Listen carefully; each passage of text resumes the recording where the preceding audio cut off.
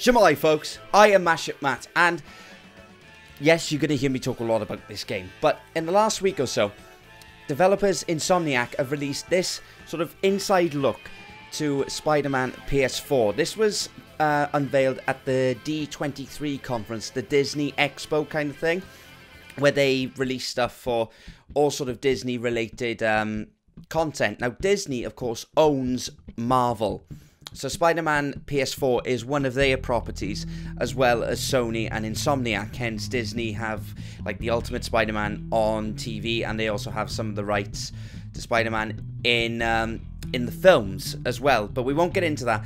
I am going to look through the reveal trailer at any new or interesting points that may have cropped up from this convention. I am so excited. I have had one look at this trailer since its release, so let's discuss some of the points. I won't go through it all. I'm not going to be going through it all frame by frame. A, that takes too long, and B, I'll get copyrighted for it. I want to put my thoughts across, and if you have any thoughts of your own, please feel free to comment below or follow me on Twitter. I also have a blog on GameSpot that I'm doing right now at the moment, and I've got an opinion piece on the Spider-Man game on there as well. If you would feel free to have a look at it. But let's have a look at this trailer. The greatest thing about working on a Spider-Man game is that you're working on a Spider-Man game. So that first bit there, I'll just scroll back to it. That action sequence there is from the E3 trailer, so we have nothing new there, and the guy just saying, yeah, it's great work on a Spider-Man game, whatever. Now this is something new. It looks like the climax of a car chase. So if I just rewind that, this seems to be, is this going to be something from one of the side quests, I wonder? So I'll just flow it back here. He's jumping into a car, kicking the driver out, as you can see over here. So that could be one of the gang members, or this could be just another genuine side mission. Jumps up, the car crashes, jumps off, and catches it in the middle of the street. Now, I don't know about you, but this looks like the climax to a side quest in terms of a car chase. It could be a bank robbery, it could be whatever. It can't be a hostage thing. There's no hostage in the actual car. If we can look in the passenger seat through the window here, there's no one in the car, so this isn't a hostage thing, unless you've already rescued the hostage.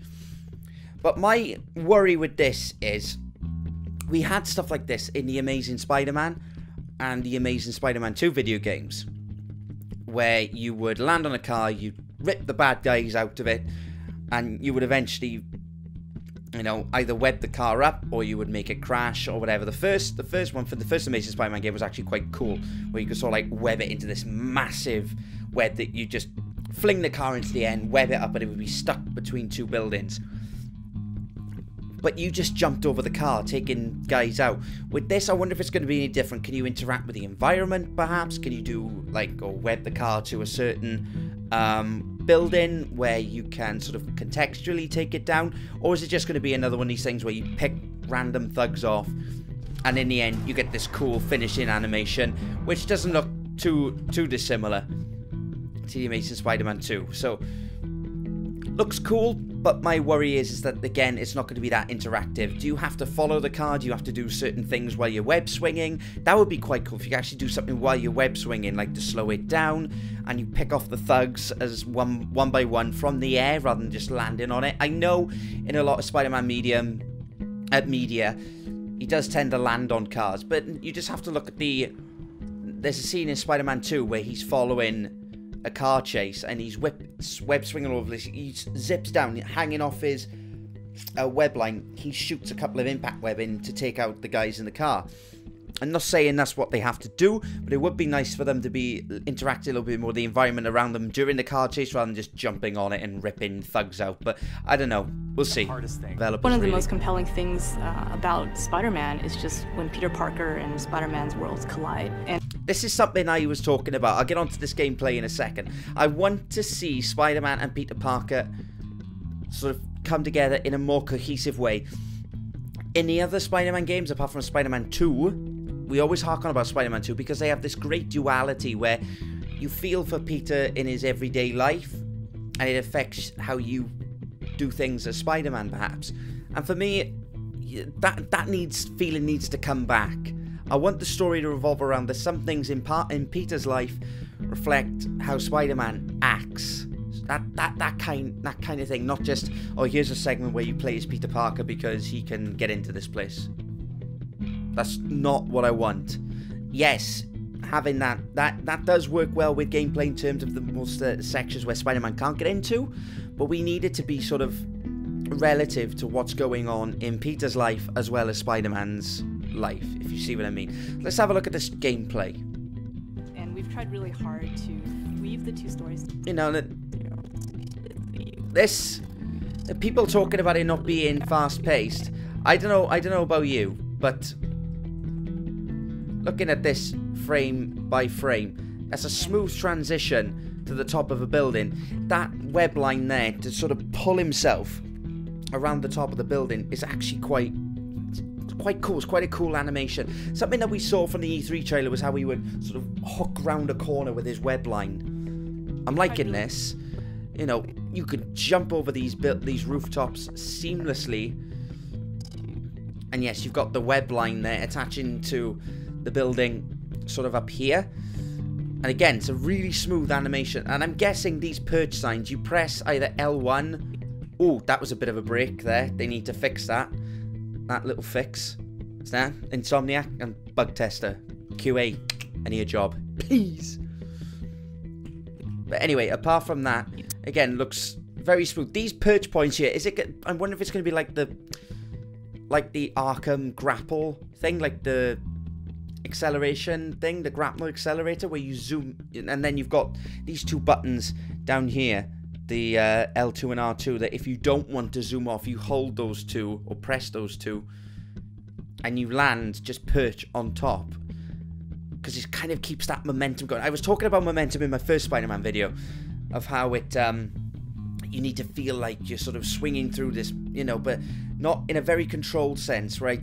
And there was just too much in The Amazing Spider-Man, Spider-Man 2, and The Amazing Spider-Man 2, where you were kind of looking at the environment around and you didn't know how to react. You had the web brush mode, which allowed you to sort of zip down onto other things. But I want to see this in action. There's not a lot of gameplay, there's new gameplay in this. Pardon me, but it's a good start. For 8 years, and kind of like an athlete in the prime of his career, he's starting to get good at the Spider-Man thing. See, that to me is not enough. That looks to me as if it's an extended version from the E3 trailer. We haven't seen anything new from this. No new combat things, new open world stuff.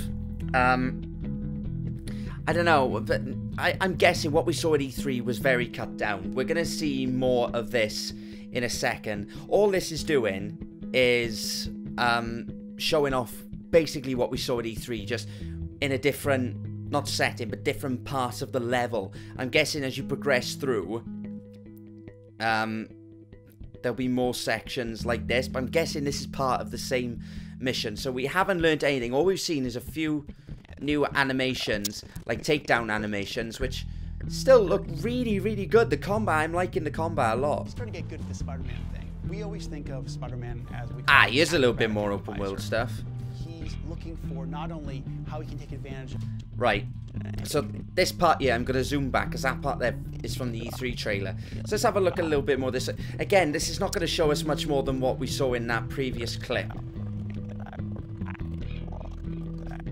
But this sort of more momentum stuff here. That one-arm web swinging. Normally in Spider-Man games, he whips up and he holds on with both hands. So he's swinging through this whole animation. Not once has he taken his hand off his web line. That's just a little detail. That's just me. I like that kind of thing where he's just ready to do something else rather than just holding on for dear life. So there's nothing new in all this from what I can see. There's no side quests. That's what I want to see more of, but I'm guessing they didn't want to do that for D23 because won't be a lot of, well, there'd be a lot of people watching obviously, but gamers wouldn't have watched it so much. I wouldn't have thought. I didn't even know it was on until my mate told me about it, and he told me about Spider-Man and being a Disney thing or whatever. So they're probably going to say that for Gamescom. I would have thought perhaps Gamescom or EGX. I hope it's EGX. I get to fucking see it. As we go through all this now, straight onto a wall, and smoothly rushes straight into his wall run. Again, nothing new. We've seen this before, and the wall run has been in plenty of Spider-Man games. I'm guessing you won't have to, like, you just keep running up it because you just do stick to walls. Nothing new in that sequence. No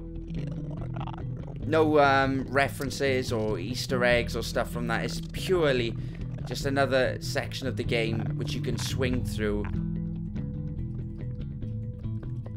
I don't know what that is supposed to be down there, whether that's an Easter egg that I'm not seeing or anything, whether they've is that supposed to be Mary Jane? I'm wondering if that billboard there's supposed to be Mary Jane. That would be quite cool, because they say he's older, he would have known Mary Jane. That's interesting. That billboard there, Mary Jane, you heard it here. Want people to not only see the enemies. Oh, so you can. That web mechanic we saw in the E3 demo where you put it onto a railing and suck the guard in. You can actually put it onto actual criminals as well, your actual enemies. That reminds me a bit of the again, I'm going back to the Arkham games. The remote claw from Arkham Origins, zooming on, but it was more objects, that wasn't it? Oh no, you could tether two thugs together. We want people to not only see the enemies in front of them, but the environment around, and more to take advantage of both of them. Environment interaction, again, in the combat. Don't mind that at all. I really, really like that, but it doesn't have to be where you just, it's just one animation and everyone just falls over. Like the Amazing Spider-Man, Spider-Man 1, you'd throw a fucking bin down, nowhere near anyone, and they'd all go poof, and fall over. Didn't get that. So if this is just contextual, it just takes around the enemies around them. Kind of a bit like Batman Begins, in a way, where you could use the environment and scare people, sort of thing. Maybe. Oh, here's some new concept art. That is definitely Mr. Negative. Is that a bank in New York? That looks like a bank. You would think, wouldn't you, Mr. Negative? Something like that. The core of our story is this duality. Oh, is this Peter Parker's? He's a one messy motherfucker, I tell you. Okay, so is this going to be like our central hub sort of thing? Or is this just a case of we're going to see more of Peter's real life? That looks good. I really do like that. You've got the windows which you could jump out. Oh, is this something that we could transition into seamlessly perhaps? Like, you're swinging through the city, you've done a few side quests, and you decide to go back to your apartment, and you just web zip onto the ledge, and you climb in, and then you can either stay as Spider-Man or get changed into Peter. You could do it seamlessly. That would be cool. Like entering the Batcave and stuff in Arkham Asylum and Arkham Knight, where you could go into all like the different Batcaves and stuff like that. That would be really good. Being Peter Parker and being Spider-Man. That looks like something inside a mall, a shopping mall, or a club or something. This is probably like Mr. Negative's hideout, perhaps. What's cool about Mr. Negative is that he... Oh, speaking of Mr. Negative, okay. Is this a different... That's obviously on a subway. Is that going to follow on from the fight that we saw at E3? Again, I don't want this to be a QTE. Ooh, that looks... But again, it's concept art. We don't know. Obviously, I'm just going through this. These are my thoughts. Don't fucking chastise me for not knowing the facts, because they haven't given us much. He also has... Peter makes the connection that the leader of the inner demons is the guy who my aunt works for. Did you hear that? That the leader of the inner demons is the guy who my aunt works for. We got the perfect collision of those two worlds. So, Aunt May works for Martin Lee, who is Mr. Negative. I'm guessing she works in that soup kitchen. Okay, so this is where the duality comes in. This is what I'm talking about, how Peter's life affects his choices as Spider-Man. So in the demo from E3, he recognizes Martin Lee from where Aunt May works. Ah, That I like. And again, that will influence how Spider-Man works. If he knows that his aunt works for... okay, because it could be that if he takes down Mr. Negative, Aunt May won't have a job. Of course, he's a villain, but this is the thing. He pulls at Parker, pulls at Peter. That's cool. Pardon me, I like that. So that's more of a look at the suit. We knew what the suit looked like anyway. This is just another rendition of it from the designers. I've got to say, I love this suit. There's a couple of people that are big-time Spider-Man fans that don't like that white spider, but Insomniac have said that there's a reason that that spider is white. It's either through a past battle with someone or some kind of... I have no idea, but Insomniac have said that there's a reason that that spider is white. I remember seeing a channel on YouTube, Outside Extra, use Outside Xbox's Andy Farron, and he doesn't like that. And I understand that being a Spider-Man fan, white for the spider, it's a bit like kicking someone in the teeth for some reason. That I like. I really like that. And, you know, Spider-Man's supposed to be an American hero, red, blue, and white. Take from that what you will, but I do like that spider, and I'd be interested to see, because I'm sure they're going to touch on it in the game, why that spider is white. It's really important to deliver those big spectacle moments, those near impossible scenarios that only someone like Spider-Man can survive. This is what I was talking about. I'm going to put a link up to a blog that I've written about these QuickTime events, these big spectacles, and we see it from the... Listen to what he's saying. Those near impossible scenarios that only someone like Spider-Man can survive, and puts you in that action. This is the problem. These kind of scenarios only Spider-Man or most Marvel characters can get themselves into. With Batman and stuff like that, you wouldn't have him in this kind of situation. Especially in the Arkham games where it's supposed to be a bit more grounded. How do you make these sequences playable? This is the problem that the developers will have. How do you make something like this playable where it's not a QTE? Which, to be honest, a lot of people don't like the QTEs. I don't want them to overuse it, as I've said before. But how do you make that kind of scenario playable? Like the Crane Fall, how do you make that playable? How do you go back to your normal gameplay and make that into a scenario where you're not just pressing buttons to do cool actions? How do you work that into gameplay? Let me know. Let me know your thoughts on that. I mean, we're making this game with a lot of heart, and we're going to do whatever it takes to give people the ultimate Spider-Man experience, the game that they've been waiting for. Well, I certainly hope that is the case. They seem to be really invested in this. Hence they've created this little video. Obviously it looks good so far. This Spider-Man game does look good so far. There's not much in terms of new reveals in this video, but there is some stuff in there that makes me just go, you just need to iron that out. Oh, that looks really cool. You know, we don't know much about this game yet. I really hope there's a playable demo of it at one of these conventions somewhere. If it's at EGX, I'm gonna flip my fucking shit, I tell you.